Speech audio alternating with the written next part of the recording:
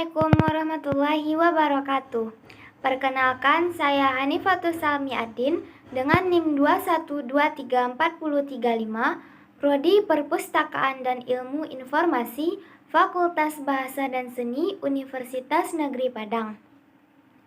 Video kali ini bertujuan untuk memenuhi penilaian tengah semester dalam mata kuliah Literatur Anak dan Remaja yang diampu oleh Ibu Yona Primadesi Esos M. Hum. Baiklah, di sini saya akan memberikan analisis dan ulasan mengenai salah satu buku anak dan remaja yang berjudul Kisah Seekor Camar dan Kucing yang Mengajarinya Terbang. Buku ini ditulis oleh Luis Sepulveda yang berasal dari Amerika. Kemudian diterjemahkan oleh Roni Agustinus dari bahasa Spanyol ke bahasa Indonesia. Cetakan pertama buku ini yaitu pada Oktober 2020 dengan ketebalan buku 90 halaman. Buku ini diterbitkan oleh PT Penerbit Margin Kiri.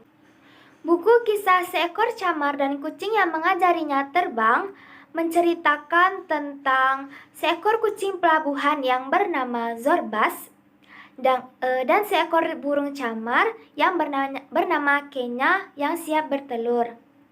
Namun saat itu keadaan burung camar bukanlah dalam keadaan yang terbaik. Kondisinya sangat buruk dengan bulu-bulu putihnya dipenuhi oleh minyak lengket yang dibuang manusia ke laut. Burung camar yang hampir mati tersebut tentunya tidak akan membiarkan telurnya mati bersamaan dengan dirinya. Maka dari itu, mereka membuat perjanjian antara burung camar dengan seekor kucing. Bagi Zorbas, si kucing pelabuhan, tentu janji bukanlah hal yang untuk dipermainkan, dan pantang baginya untuk melanggar janji, bahkan pada janji yang mustahil sekalipun untuk dilakukan. Selanjutnya, kelebihan yang saya temukan dalam buku tersebut yaitu terdapat cover buku yang terlihat sangat menarik dan dapat menarik minat baca anak untuk membacanya.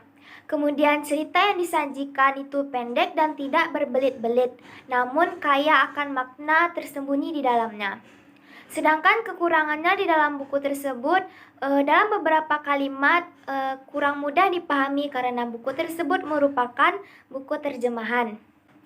Di dalam buku ini terdapat banyak sekali pembelajaran yang dapat kita ambil serta terdapat makna tersembunyi di balik cerita kucing dan camar ini.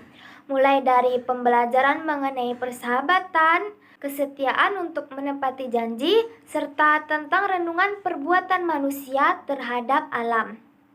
Nah, kali ini saya hanya akan membahas salah satunya yaitu mengenai renungan terhadap perbuatan manusia kepada alam.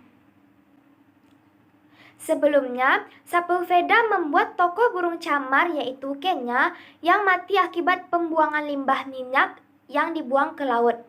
Hal itu agar menyadarkan manusia bahwa merusak lingkungan dapat berakibat buruk bagi ekosistem di sekitar, termasuk di laut. Sepulveda merupakan salah satu orang yang giat dalam kampanye lingkungan hidup. Maka dalam bukunya kali ini jelas mengkritik oknum-oknum yang dengan sengaja membuang limbah minyak ke laut. Seperti yang kita tahu bahwa manusia merupakan makhluk hidup yang berdampingan dengan alam dan makhluk hidup lainnya. Sebanyak 7,9 miliar manusia tinggal di bumi ini. Dan setiap tahunnya populasi manusia terus bertambah. Hal ini tentu berpengaruh terhadap lingkungan alam sekitar.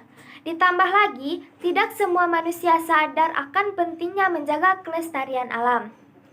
Di dalam bumi ini, tidak hanya terdapat manusia saja yang menghuninya, tetapi masih ada makhluk hidup lain yang hidup berdampingan dengan manusia, yaitu hewan dan tumbuhan.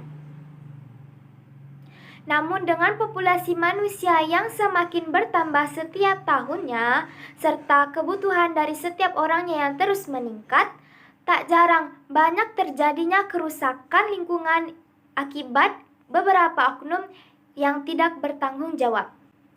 Contohnya yang terjadi pada burung camar di buku yang saya ulas ini. Kebanyakan manusia berpikir bahwa limbah minyak yang mereka buang ke laut itu akan hilang begitu saja terbawa ombak dan akan mengurai di laut. Padahal tidak. Manusia tidak berpikir bahwa minyak-minyak yang mereka buang ke laut itu akan membuat ekosistem di laut menjadi rusak. Seperti burung camar dalam cerita tersebut yang kesusahan terbang setelah bulu-bulunya terkena limbah minyak tersebut. Jika setiap manusia melakukan hal tersebut setiap harinya, maka bisa dibayangkan akan banyak camar-camar yang mati atau bahkan bisa lebih parah lagi.